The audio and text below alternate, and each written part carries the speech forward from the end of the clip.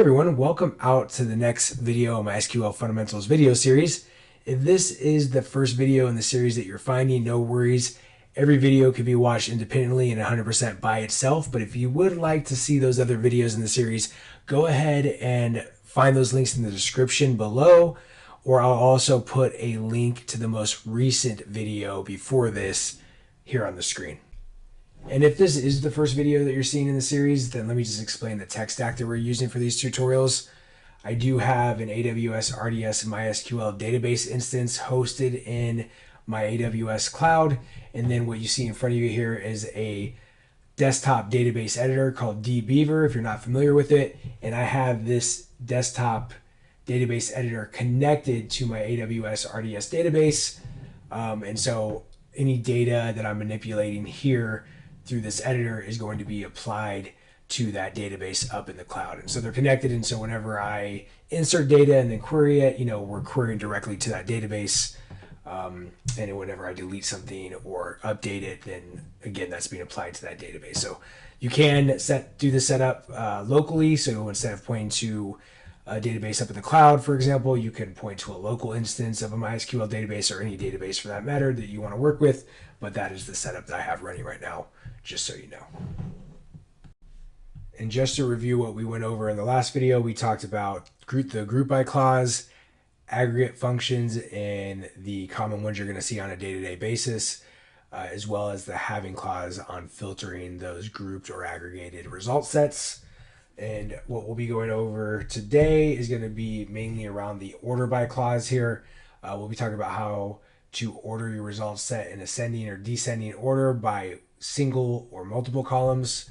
We'll be talking about ordering numbers, ordering strings, and ordering dates, date times, and timestamps.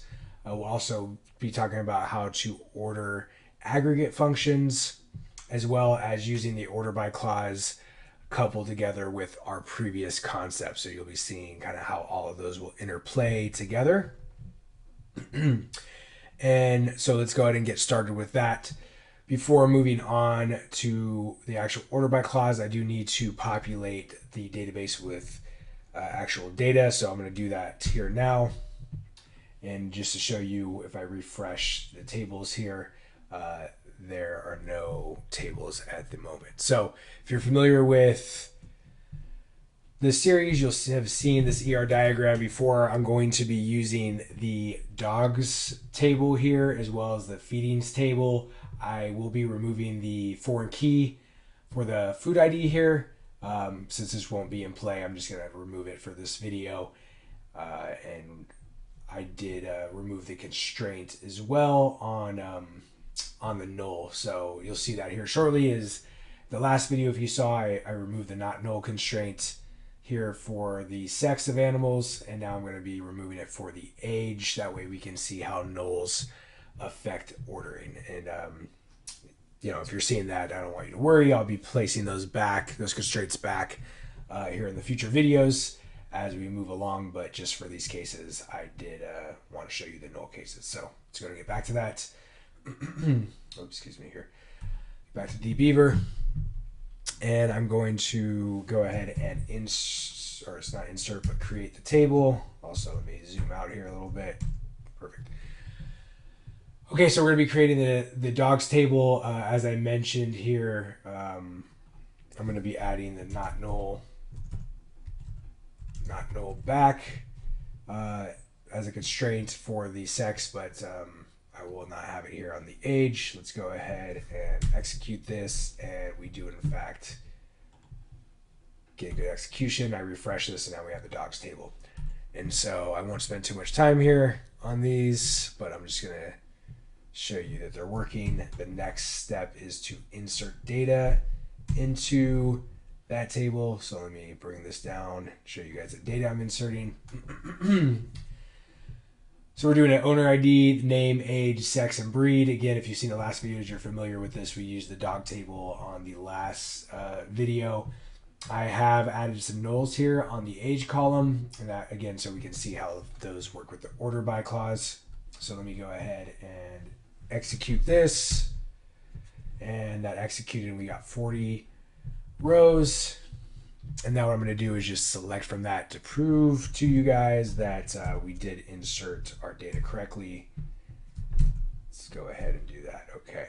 You know, and you can pause the videos at any time if you want to look at this information. So I'm going to go through some of this stuff very quickly because you can pause, but this is the results that we have by doing a select all on the docs table that we just created and insert data in for. And I'm also going to be using the feedings table as I mentioned, so I'll just go ahead and get that created and insert data for that right now. So, you know, nothing new here from the earlier setup in the earlier videos. Let's just go and execute that. We've created that table. Again, we'll refresh here and we see we now have the dogs and the feedings. And then I'm just going to put in a small set of data for this table. We're mainly going to be using this to show the date time ordering example here. So we'll go ahead and select from feedings. I just kind of copy and pasted a lot of these statements here. And again, you can pause and review those. I'm not going to go over them heavily here because they are in other videos or past videos in this series. And here is that result set proving that we do have data both in the dogs table and in the feedings table. Okay, so now with that, we're all set up and we can start talking about or reviewing our order by clause. So with that, let's go ahead and get started with our first example. So here is what the syntax looks like for order by. We can see our normal select statement, select everything from the dogs table, and now we have our clause order by, similar to the group by setup, and then we tell the SQL engine what column we want to order our results set by, and then we tell it the option of that order by. So this can either be two options, ascending and descending. ASC is for ascending, and DSC is for descending.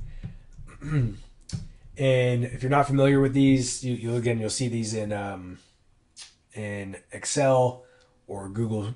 What is it? Google Sheets? Yeah, Google Sheets, where you'll see kind of use of order by columns, and you can order in ascending or descending order. But it's the ascending will be from top to bottom of your result set. So moving from lower numbers or lower alphabet characters to higher numbers, higher alphabet characters. And you know, let me just go ahead and execute this to show you an example.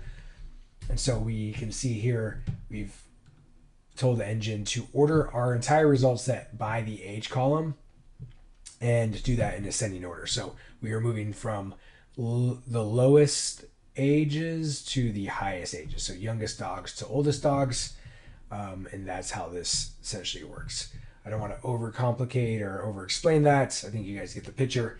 But just understand that ascending is going to be, you know, moving down in your result set. So it's a little confusing there because you're kind of moving down, but it's ascending from, I guess the top of your result set, ascending to the higher numbers as you move down in the result set is a way to think about that. And I just also want to confirm that, you know, whenever we shift the result set by a certain column, like age, it's not just this column that's changing, it's the entirety of the record. So if I, you know, change the order by ascending or descending and it moves this bell record because it's 1, then the entire record moves. Okay. And we'll see that here when we get to descending, which is our next example. Another thing to call out here is the nulls. So, you know, MySQL and, you know, most, if not all SQL engines are going to treat nulls as less than 0 in the order by. Not, I don't know if less than 0 is the right word, but they are going to be placed on the lowest level when it comes to ordering. So if I had 20 nulls here and I did it ascending, I did a column by ascending, then I would see all 20 of those nulls before I started seeing some of the actual numerics that we're seeing here. And, you know, let's just go ahead and show you what descending looks like. Before I do, let's just note Kodak here, 0.5 or half a year old. Let's execute that. And now we can see that what was up here, the nulls and Kodak with his half of year of age, is no longer there. Instead, what is here is the older dogs. And as you move down the result set, we're going to be descending down that result set by age, and here we are 0.5 in Kodak. And so just want to show you a confirmation that when we do adjust a single column, the entire result set shifts with it, as well as the data for that record. Okay, so we're not shifting these numbers and leaving these other columns the same. Those are all shifting along with this column because you're telling the result set to order by this column. Hopefully that makes sense. I just don't want you guys to get confused. If you're not familiar with Excel sheets or ordering, that it could get confusing whether it's just this column that's ordering or changing it, or whether it's the entire record. Okay, so this is ascending and descending. I'll just show you those again real quick so we can drive those home. Oops.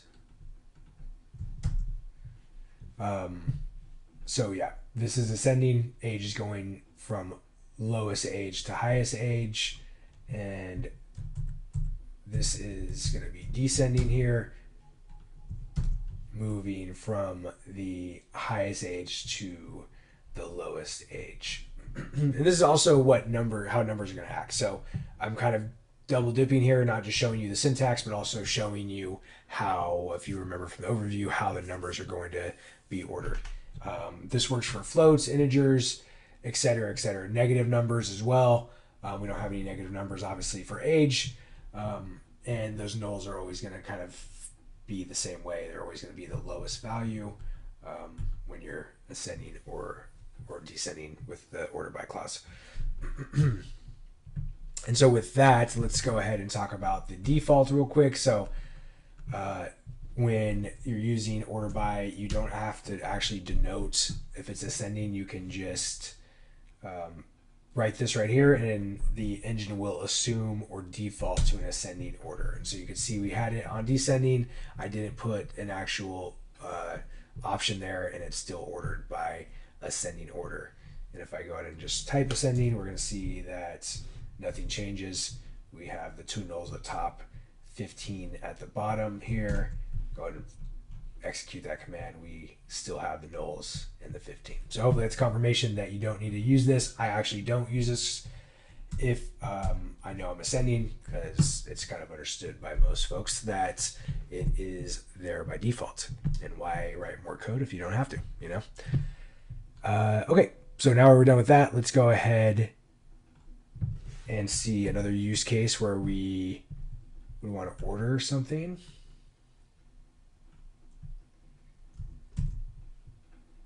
So like using the limit, this is a big situation that could be helpful, is if you wanted to see, and let's put descending here real quick, if you wanted to see the last 5 records created or something to that extent. So what this does is it says, hey, give me all the records for dogs, order by the ID, which is auto incremented, if you're familiar with the previous videos, and show that to me in a descending order, but show me only the top 5. You could change this. We could do 10. We could take it away and not have it there at all. And it just gives you a glimpse of the last records that were created. This could be helpful on checking data, checking if things are working, troubleshooting, etc. And we can see here that they do in fact follow the auto incrementation, 40 down to 31. That's 10 records right there. So just want to show you another use case that might be helpful for you. And now we're going to move on from numbers and let's talk about ordering strings, okay? So let's just go ahead real quick and show the entire result set for you. Execute that, and here's our 40 records right there. And now let's order by the dog's name. Okay, so again, we have the select everything from dogs, or select all columns from dogs, order by the name column. So different now.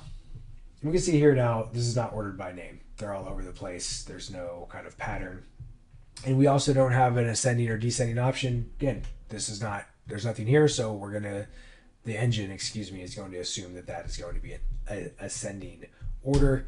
And let's execute, and sure enough, what we start seeing is that name, or our records, are ordered by the name column, in an alphabetical or ascending order. And so that's what you could think about when you're using strings is ascending means alphabetical, descending would be reverse alphabetical order.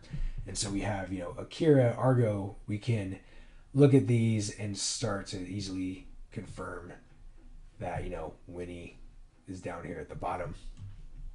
And so what happens is we have, and not to get too deep on this, but we have two right here that both start with A. So how does it determine what order? Well, it goes to the next character. Okay, and so the next character it'll look at and say, okay, which one of these characters is lower in the alphabet? Okay, K comes before R, and therefore this top record will win and be placed before this second record. We see we have a tie here. So there's two bells, which I actually didn't realize I did that, but hey, right on. And great example. And so we see that we have a tie. So we get, this is ambiguous. It could have been this one in front of this one. And if I run that again, will it change? No, it doesn't. But there's not really any rhyme or reason why this one is in front of the other one at the current moment. And I'll show you how to use multiple columns to kind of break away from some of these ties that you'll see. We'll talk about that here later in the video. And then let me just show you descending order. So we'll go ahead and do reverse alphabetical order for this now. And we see that's exactly what happened is we got Winnie that was at the bottom of the result set, now at the top. And we have Akira that was at the beginning, now at the bottom. That's pretty much it. There's nothing much to it. I don't want to overcomplicate it. That's how you order a column by, or order a result set by a string in either ascending or descending order. And so now I'm going to go ahead and switch on over to using our feedings table. So let's look at that real quick, just to remind ourselves what it looks like. Oops, not feedings, feedings. Okay. So we have an ID, we have a dog ID, which is a foreign key to the table we were just working with. Date, time, this could be date, it could be timestamps, it could be date, time, as long as they are the native data type, which these still are, they're not strings, then the ordering will make sense. And we'll talk about that here shortly, where you may run into some issues. And then we have the cups. So let's go ahead and move into ordering this. Again, we're going to order by this date time here, and we're going to not add the ascending. I can, but it's just the default. It's given. I'm just trying to show you that works. And just quickly we'll review that, 14's there, 15, okay, but then we got 14 again, and we'll see that this actually gets an order here.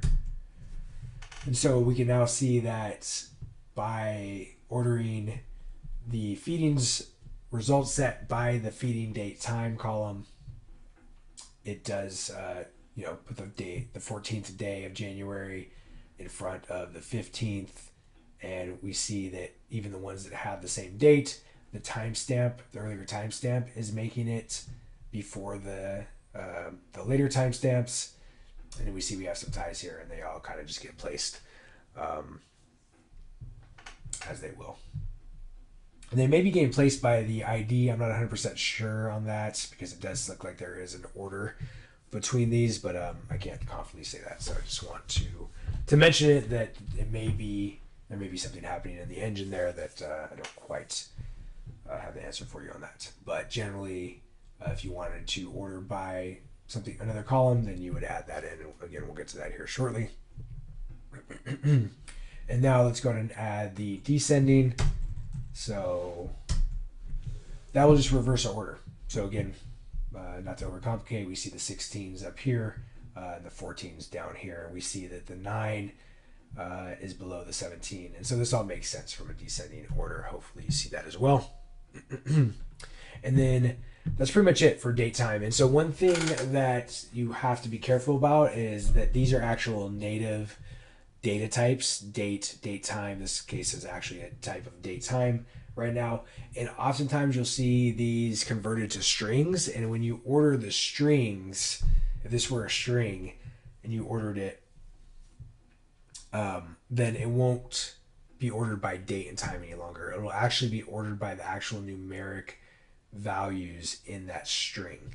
Because what happens is that the SQL engine will convert, or what's called cast, the type of those. And so it will take a string of, for example, 2025, and it will convert that to, or try to convert it to a numeric. And if it's successful in doing that, it will then order it by that numeric. And that may not always work out for date times. And actually, in this case, it actually probably would work out and order properly, because these numbers are actually in correct order. And so if they were strings, you wouldn't run into this issue. But there's certain formats, right? Because it depends on your formatting. There's certain formats, like if you had the month before the year, or the year at the end, like we do in America, then that's where you run into issues. So if your year, month, day, hour, minute, second order, then you're fine, even if it is a string. But if you're, month, day, year kind of situation, and it's a string, then it will not order properly, or at least order the way you expect it. So I just want to call that out for you to make sure you don't fall into that trap, or if you do, you understand what's happening pretty quickly. And then let's go back to the dog. I want to show you how to order now by multiple columns. Okay, so let's execute this, take a quick look at our result set, and now we're going to order not just by age, but also by another column. So, let's go order by age, and we'll go ascending, and then we're going to place a comma, and we're going to put our next column. So let's go name. Okay, so what this is going to do, we're going to do ascending for this as well. This is going to give me my result set with a priority on the age, so it's going to put every dog from youngest to oldest. But if there's any ties where there's 3 records that maybe have the age of 1, it's going to then go to their name and then order those by the name as a secondary filter. So let's see what that looks like. Okay, so we have a lot of 2s here, so that's a good example. So we see that we have, 8, whatever this is, 8 records, 13 to, okay, about 6 records off the top of my head, 7, okay, 7 records. Yes, 7 records with a age of 2 years old. And then if we go look at the name, we can see that those are all in alphabetical order. So we start with the B, F, J, M, and then even with the M, it's I before the O, and then we get to the Ranger and then Spot. So this is a way when you have multiple columns with the same value, how to order further, or have a more granular ordering. And you could add multiple columns here. We could order, I'm trying to think of what else would make sense here. We can order by breed, right? So now we can go breed, again in ascending. And now we go back to our 2s, and we go, okay, Buddy, Fido, Jasmine. And actually, it'd probably be better to swap these. So let me see if this does anything for us. Real quick. Boom, okay. So we look at 2, and we look at breed. Okay, perfect example. We have 3 labs, all with 2 years old. Okay, and so we order them by age. They're all 2. We order them by breed next in ascending order. They're all labs. Okay, so now we look at their names, and so we move Fido. We go Fido, Mia, and then Ranger, and that's because this is the tertiary column that we've identified here. And, if you could change these. You could do descending order, or whatever mix you want in these columns. But I just want to show you that you can apply order by to multiple columns, and this is how you do it, just with comma separation. And each one of these can get their own different order by. This may not make sense here, but we can still do it and see what we get. So let's execute that. And so we've now done the age by descending. So we see here, now the 2s are down on the result set. We are now taking the breed still in ascending order, okay, and then we're taking the names in descending order. So we saw last time, so this is a good example actually. We saw last time that Fido was on top, Mia was in the middle, and Ranger was at the bottom, and now that order's flipped because we've changed the name to descending for the tertiary or third spot here in the order by, and that now has given us a different result set from what we saw earlier. So hopefully that makes sense to you guys. Play this back if it doesn't, just to kind of revisit some of those ideas. And we now are going to move on to ordering our aggregate functions, okay? So let's just put this up and we'll talk about it here. We saw before in the earlier videos, or the last video actually, that we can use aggregate functions, and sometimes you may want to order by those aggregate functions. So let me just go ahead and take this out real quick and show you what this result set gives us. Okay, cool. So we get our result set of the different breeds that we have in this result set, and then the amount of records for each breed. Okay, so we have 8 poodles, 8 labs, 8 pit bulls, 8 bulldogs, and so on and so forth. And now if I want to order this by this aggregate function, this is how I do that. If I want to see, the highest number of records for breeds to the lowest. Let's execute this. It'll make more sense than what I'm explaining. We can see here that, the highest breed is tied for poodle, lab, pit bull, and bulldog. So these are the breeds that I'm getting a lot of here at the dog boarding facility, and then I'm not getting very many Boston Terriers or German Shepherds. Had I done a better job of kind of making the mock data, or we had more records to choose from, we would see higher disparity between all of these. But we see a lot of grouping or a lot of the similar numbers here. And likely we can change this to ascending, and that's what that would look like there. Is the 4 are now at top and the 8s are now at the bottom. All right, and now would probably be a good time for me to review aliases. I talked about this in earlier videos, but I didn't mention it in the last video where we talked about aggregate functions, and I probably should have. As you can see here, we're using an aggregate function, and also the name of this column is the aggregate function that we're using. And if we were to use something like min, max, average, or sum, in turn, those aggregate functions would be used as the column name here.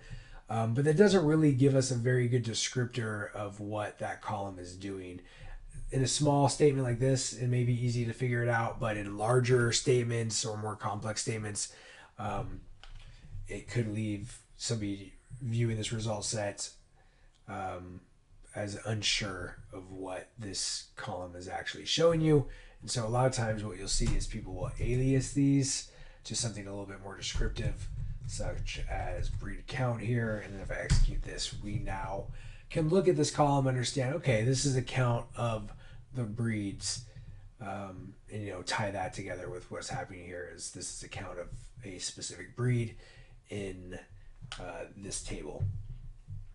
Not only that, but it also helps helps your code be a little bit more readable. Again, if this was 60, 100, 200 lines long SQL statement, lots of subqueries and joins and other things that we're going to talk about here in the future, then it would help to read that code a little bit better if you can see these aliases. And another great part about using aliases is that you can reference them in other places, such as order by. So, that didn't give me an error, and it didn't change my result set, but it makes for a more readable, and I think concise statement, which is something that, generally you want to go for. Now, one thing to note here with using aliases is you can get some errors and get yourself into trouble depending on where you're using those aliases. And I'll just touch on this briefly. Something around order of operations, we'll be talking about that here in the future. But the order of operation of this statement is that we execute the from portion first, then the group by portion, then the select statement, and then the order by. And because the alias is created in the select portion of this statement, and the order by comes or is executed after the select portion, and hopefully I'm not losing you here. If I am, don't worry too much about this. I'm just giving you some extra information. Since this is done before this is executed, then this alias is already in memory, and therefore it can be used here, and it has meaning. If that order was different than and the order by was executed before the select statement, then we probably wouldn't be able to use this. And I just want to call attention to that. Okay, so be careful when you are using your aliases in different clauses, but also it's nice to be able to do that to write cleaner code. But doing something like this is still going to work. Oops, if I spelled it right, it's still going to work just fine. We get the same results then. So just want to give you that. And now let's move on to seeing our order by used in conjunction with some of the other concepts that we have talked about so far. So just like the last statement, we're querying from the dogs table, we're grouping by breed. We have the breed column here, of course, with the group by. We're doing an aggregation count of the different records per breed, and then we're aliasing that by breed count. And then, we can actually do the alias here. Recount. Could have left it as count as well. But just showing you guys these different options here. What is new is that we are filtering out the lab here. So where breed does not equal lab. So this is going to go away. And then we're also saying, using the having clause, give us only records with a breed count, this aggregate function result here, greater than 4. So that should rule out these two right here. We should only be left with poodle, pitbull, and bulldog records when we run this. So let's go ahead and do that, and let's see what we get. And sure enough, we do only get those 3 records. I also want to call out another thing that could be a gotcha is that we saw earlier when we were ordering by the dog names that we were kind of getting the alphabetical or reverse alphabetical order using ascending and descending. And what we have here, the breed, this is a type of enumeration, okay, enum. And then you can see the order in which I created these. I created them in this kind of almost reverse order here. Okay, I just want to draw attention to that. So if I want to add the breed here as a secondary order by condition, and we can do ascending.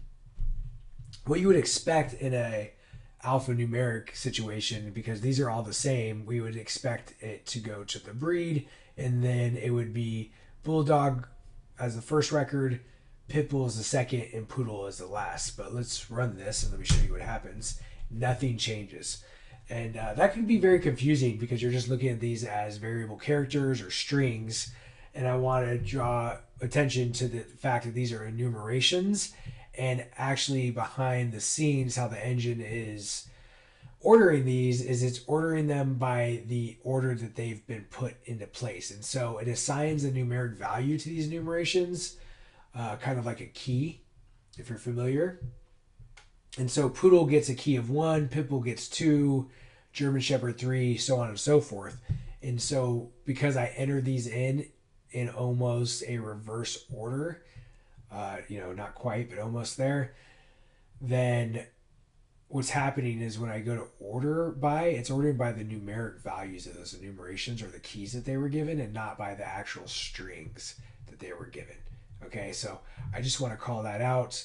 And if we wanted to change that,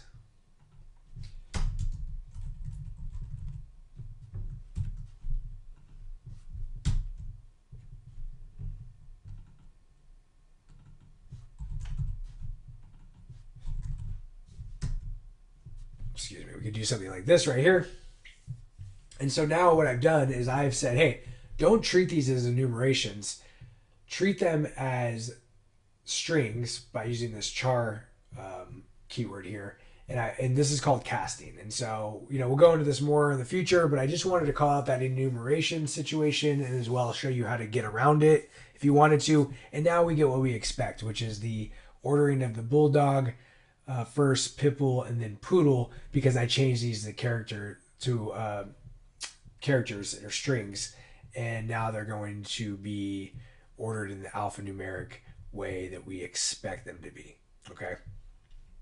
And another thing that I'm going to call out for you, and I'm sorry to give you guys all these tidbits, but they're important, is that MySQL allowed us to, we talked about order of operations earlier, but MySQL has allowed us to use the alias here in the having clause. And generally, you're not going to be able to do that in every engine. And what's happened is MySQL has pretty much created extensions from the SQL language that act differently than the original SQL base language. And because in the original base language, you weren't able to use aliases in a having clause, because according to the order of operations, the having clause, the group by and the having are done or executed before the select statement. And so this breed count is not in memory yet. And therefore, if you were to use it here, the engine wouldn't know what you were talking about. And so the right way, not the right way, but the way you used to have to do this is you had to use the actual aggregate function. And, we can run this and we still get the same thing. And again, I can get rid of this and we can, go back to just ordering by this. But I just wanted to call that out. It wasn't an issue for us here. And that's because MySQL has created extensions. But if you were to do this in a different engine, like an older MySQL engine, or maybe Postgres, I don't know off the top of my head what other engines have extensions or don't, then you will get an error on this. Okay, so just something for you to note and keep in mind when you're using this. If it doesn't give you an error, by all means use it, but just be aware that if you do get an error, what may be causing that, and what you would have to do to rectify that. And how it reads lexically, which means how it reads kind of in order or in relation to the space around it, is not exactly how it's executed. And so we can see that, and this is kind of the last point here, is that this is kind of the original way of doing it. And you can see that we can use the alias down here, but we can't use it here. And lexically, that seems a little bit out of order, but from a execution standpoint, that's because the order by is one of the last portions of the statement to get executed, and therefore the select statement has already been executed and the alias is in memory, where here the having would have been executed before the select statement, and therefore this would not have been in memory. But because MySQL has given us the luxury of these extensions, it's taking care of that for us, and we're no longer beholden to that order of operations limit. And I think with that, guys, that's going to cover everything. We've went through the ascending and descending with the order of operations. We went through ordering by numbers or numerics, strings, date times with our examples, but those could be applied to dates. We've talked about the edge cases there with using strings and the different formats that you may see in certain dates and times, and to be careful there. Saw the aggregate functions. We saw order by as a conjunction with our other concepts we've learned so far. Showed you the enumeration issue and kind of talked about that and how to get around that. Touch base with aliases and casting. And so, yeah, hopefully that has summed up a lot of good information for you. For the most part, everything that you're going to use in the wild and at your job or on your projects we've covered here in this video today. and should give you all the tools you need to be successful with using SQL. And for the next video, we're going to be talking about the order of operations I've mentioned in this video. So we'll be looking at the difference in the lexical order of your statement versus the actual execution order, and how those differ, as well as some of the gotchas around using aliases, and just an overall understanding the order of execution of an SQL statement is going to better help you grasp what is going on when you're writing these statements and help you troubleshoot any errors you may have. I found it helpful to understand that. Some things I used to get stuck on, understanding the order of execution of those statements now helps me get past those. So if you're interested in learning about that, join me in the next video. You can find a description here on the screen or in the description below, and I will see you guys there.